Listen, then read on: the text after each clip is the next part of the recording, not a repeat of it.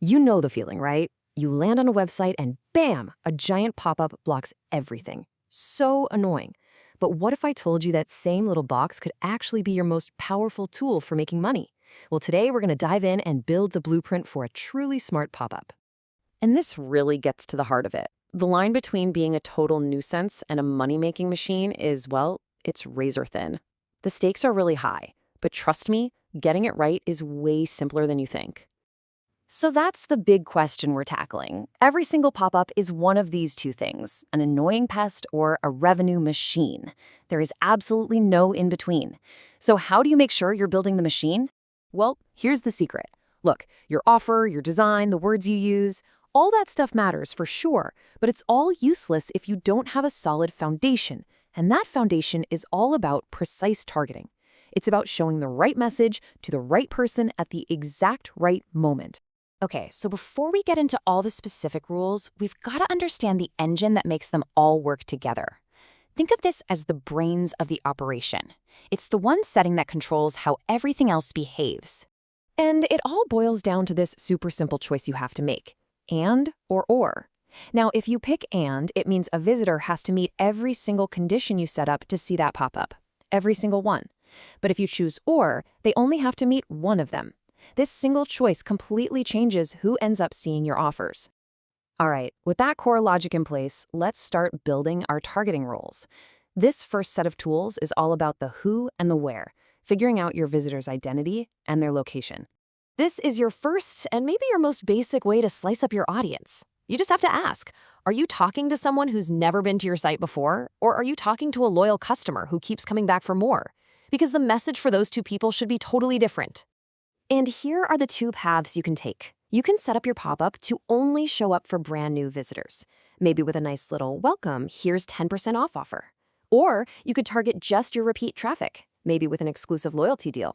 It's all about making the message fit the person. Next up, let's talk about controlling where on your site the pop-up appears. You really don't want to just blast a generic offer across your entire store. You want it to be super relevant to what that customer is looking at right here, right now. And you've got two great ways to do this. By path is perfect for targeting a whole category. Think showing a discount on all running shoes. But by full URL, man, that's like a laser beam. It lets you display a pop-up on one single super specific product page. And now we can get even more specific. With geo-targeting, you can create campaigns that are perfectly tuned to different countries or regions. And for any international store, this is an absolute game changer. Just think about it for a second. You could run a free shipping in Canada campaign that only people physically in Canada will ever see, or maybe a promotion for a holiday that's only celebrated in one part of the world. This is how you make your marketing feel incredibly personal and way more effective. So we've covered the who and the where. Now, let's talk about what might be the most critical piece of this whole puzzle, the when. I'm telling you, timing can make or break your entire strategy. The key here really is just a little bit of patience. Whatever you do, never show a pop-up the instant someone lands on your page. It's like someone yelling in your face the second you walk into a room. You gotta give people a moment to breathe, to look around and see what you're all about first.